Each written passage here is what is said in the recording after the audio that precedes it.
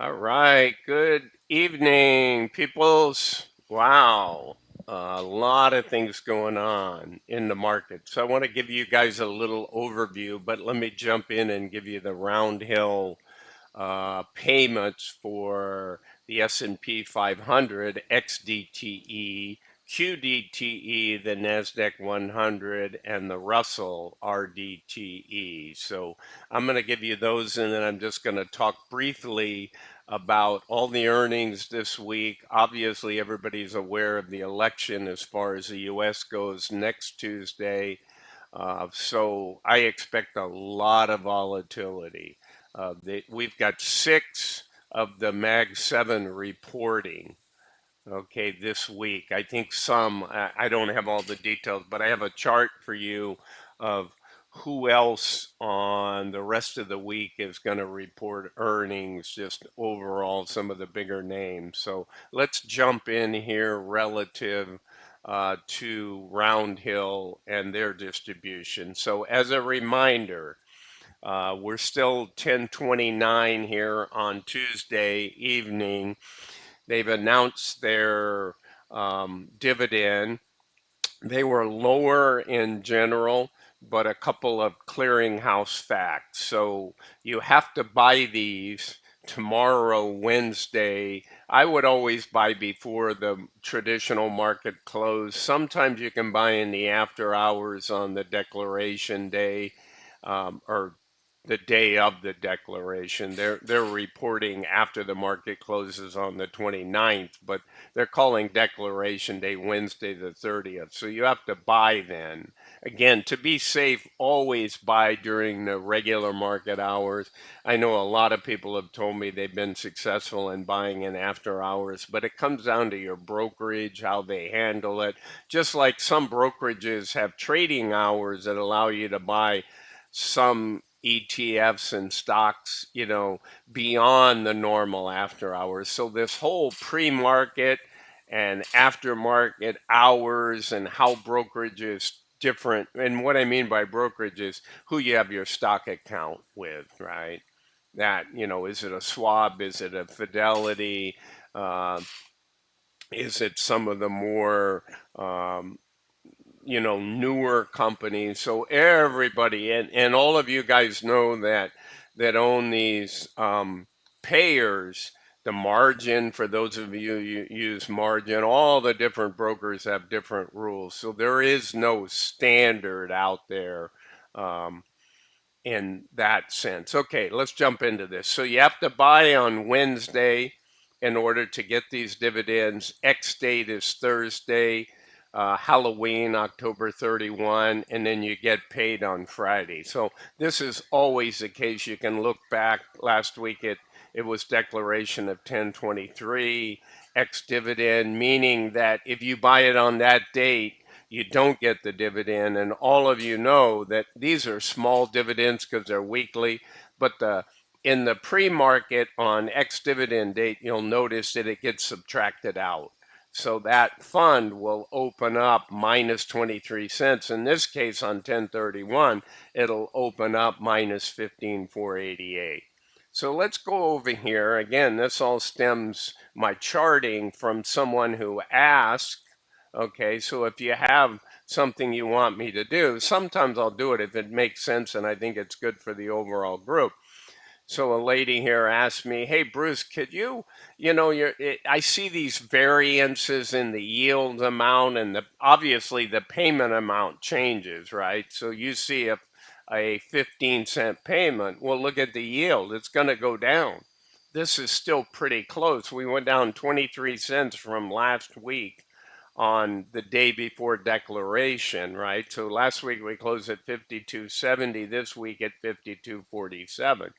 Now, I did another little change to my charting because, as you guys, most of you know, not everyone, that when you go to these weeklies, you get paid 52 times a year. Most people know how many weeks there are in a year, but how does that break out in terms of, well, that's 12 months times four would be 48, right? So you have four extra payments. Well, those 4 extra payments result in every 3 months you get an additional payment in a month, right? So I pay 4-week month, 4-week month, 5-week month, then 4, then 4, then 5, right? So you end up with 12 times 4, or sorry, 8 times 4 is 32, okay? And then you go out with 4 times 5 is 20. Add 32 and 20 and you get 52. So just a little math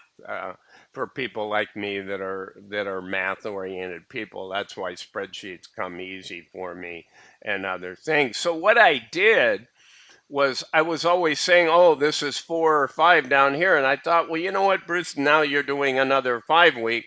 And then I had someone write into me on comments, and I love the questions. And they said, well, should we be buying only 5-week months? And I go, no, no, no. This is just an analysis for you to see because I'm a comparative person. How do you analyze statistics, right? So in a 5-week month, theory is if we paid the same every time, then obviously the 5-week payers, right, the months that had 5 payments, excuse me, would have higher payments, but it isn't the case. If you look at the highest payment yet, so what I did was I just color coded in green the 5-week payers, right? Basically the months that had 5 payments. So they're very quickly summing up the S&P. The highest was in August, which was a 4-week, right? We only got to $1.04 here. All right, so let's move through this and let's go take a look at NDT or QDTE for the Nasdaq 100. So that didn't drop so much. That's basically a little bit lower than last week, which was a big drop from some of the previous months. Although here's a 19. What I was doing before was going through and highlighting in yellow similar months. I kind of stopped doing that. You guys can go through because I got a similar month right there. So that's why that's yellow. Otherwise, I when I saw 31, I drug through here and said, oh, here's similar months. All right. So the thing you want to do, let's go look at our chart because again, the October month ended up being a 5-week. We won't see 5 weeks again until January, peoples. All right. Because we're going to follow the 3 every 3rd month. But we have a respectable, and in the case of this fund, the NASDAQ 100, our 5-week month, last time it happened was July, okay, was very close to the all-time high for the payment. Remember, these funds have been out here since March 7th was the inception, and I think it was 2 weeks after that when they started paying. So April was our real payment month in these guys. So here we are at $1.47, certainly higher than one of our previous 5-month payers, or 5 times the payment. All right, so let's go in and look at Rdte, peoples. So we have a 25-cent payment, 0.257 down, but we've certainly had one that low on 10.9. And how did the fund do? Well, it's down 10 cents. I tracked the weekly change on distribution day, right? Declaration day. And you always take the amount on Tuesday the 29th, the day before, because they're paying the next day and you don't have that close value yet, right? To calculate your yield. All right, so what I also do for you guys is this is helpful in my opinion because a lot of people chase yield, right? It's human nature. And so you say, okay, well, QDTE had a higher dividend return. If I only look at dividends, it's paid $9.71 since inception. So that's a 20% dividend return, right? So I'm always going to buy QDTE over XDTE. I'm going to buy the NASDAQ over the S&P 500 because it yields more money. Well, Is that entirely the story? No, it's not. I go over to total return and I see a 22.46% return. Well, what are you doing there, Bruce? Well, I'm going in and looking at my NAV erosion, right? Is it stable? Is it eroding? Well, I have a 52.46 and here I am at 52.47. Okay. So basically, I gain 1 cent. So that's a nil, right? My 14.46 dividend return is going to stay. Now, you say, well, why do you have 22? Because this is an annualized, right? This stuff has only been paying since that 2 weeks after the inception date. So we didn't get our first payment until sometime in March, or was it even April? Yeah, March 25, right? Both of these funds had their first payment March 25. Well, when I do my charting, I'm not really tracking the March payment. I'm just showing the five payments in April. So, know that it's there. But when I analyze these funds at a closer level, I am taking into account all the payments.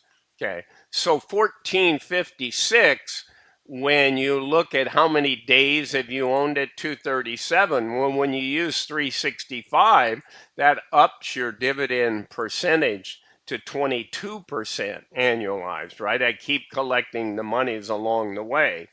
And so in that case, I don't have any drop off. If anything, I get a 0.03. So I go from a 22.43 annualized dividend return to a 22.46. So Bruce, you're telling me now that my total return is higher with the S&P. That's exactly what I'm telling you.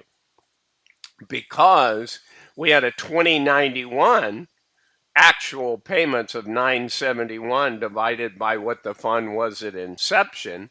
Okay. And again, your objects in the rearview mirror may appear differently. It's kind of like your purchase price has a lot to do with what your yield is. So I could do 50 of these, but it would be a messy spreadsheet. So I just choose the inception price, knowing well that you probably didn't buy it, or even if you did, you've added along the way, right? Well, I can't know what all your individual stuff is. So I've mentioned to you that I give these sheets away if you have a desire. Now, I have a sheet that does annual return for you and other stats, but it's not formatted exactly like this. But that's the sheet that I offer. And some people say, hey, Bruce, can you give me that one you do Roundhill on? No, but I can give you all the calculations and how they're done so you can do your own. Uh, so 2021 is what I have for the annualized. Where did it drop? Because it went to 32 when I took the dividends and I annualized that. Well, it's right here. You lost 12%. Why? Because the inception price was 46.44 and it's currently trading at 42.82. So you have a 7.8% drop, or NAV reduction, NAV loss, whatever you want to call it. It's real. Well, it's real when you sell, but you have to account for your paper gain or loss, right? If you've got 20 years of collecting all this dividends, and you're going to weight this a lot more than 5 or 10% drop down in your NAV. That's a lot of people's arguments. It's valid, but you have to take a snapshot of where you are currently, and this is an accurate snapshot based on inception price. So what happens? This jumps to 32. This 7.8, when you annualize it, becomes a 12% drop. So I take 32 minus 12. So they're close, and they're getting closer. Okay. Why is this number so big? You say, well, Bruce, I'm going to go out and buy the Russell. Well, it doesn't have enough data, right? It's like I'm a baseball player and I come up and I play two games and I go 3 for 4 in one game. I'm batting 750, and next week I go 2 for 4 and I'm batting 500, and I average those out and I say I'm batting 620. Well, no, baseball player in the game and the hundreds of years and all the thousands of player for a season is ever hit other than close to 400, right? So your sample size or your is too small. It's exactly what happened. This was around 68 a few weeks ago. My sample size, because this has only got 50 trading days, right? Now, look at the dividend return. It's so small. Why? Because I've only had, 4 or 5 payments to get to my $1.89. That's why it's so small here. But when I annualize it, right, 451, I've gotten $1.89 or 451, but over 50 days, when I divide that into 365, I get a multiplier, right, that I multiply this by. It's almost up to 8, right? 8 times 4, would be 36. So it's in the sevens, right? And that's all at 7.3. That's why these numbers are down here, um, and that's why I have um, an annualized gain. I've also made money on it, right? It is the largest percent gainer, again, in a small sample size.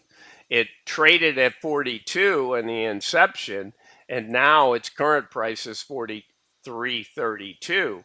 So that's a 3.14% gain. But when you annualize that, right, again, is that going to hold true? Probably not. It's probably statistically going to end up right around even. Given if it had been trading all year, I'm sure that's what it would be. It'd probably be, just like this number, not quite what this is, but closer to this number. So that's why this is showing so much higher. So, okay, guys, that's what I got. One final thing to show you guys was just to talk about the earnings. So on Wednesday pre-market, we got Caterpillar, Humana. You got a lot of people in here, right? We got Meta, we got Roku, we got eBay going into aftermarket on Wednesday. Carvana, that's all oftentimes in the Ulti Yield Max fund. Look on Thursday in the pre-market. You got Uber, Mastercard, Peloton, Merck.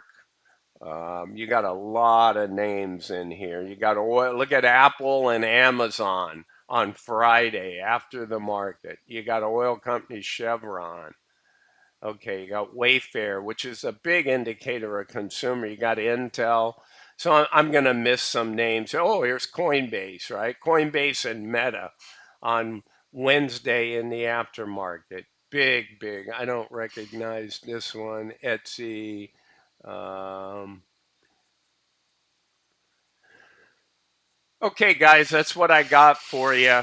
So, volatility. So, the rest of the things. So, next week you have elections on Tuesday, which we won't know anything till late that evening, even if they're ready or whether that continues to go. And then you've got the Fed meeting on the day after election. So, I expect a lot more volatility.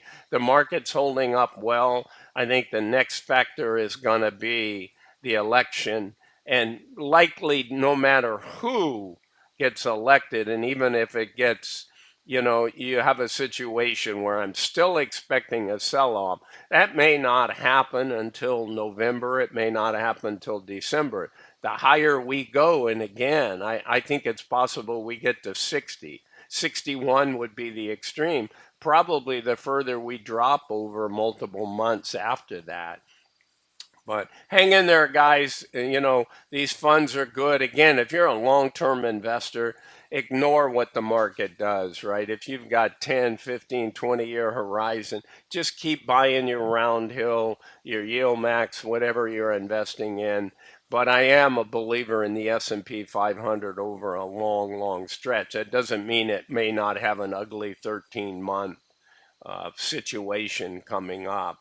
All right, guys, that's what I got for you. Again, this is Bruce with Targeted Wealth Creation. I'm not a financial advisor. This is not financial advice. Have a good one. Talk to you later. Bye for now.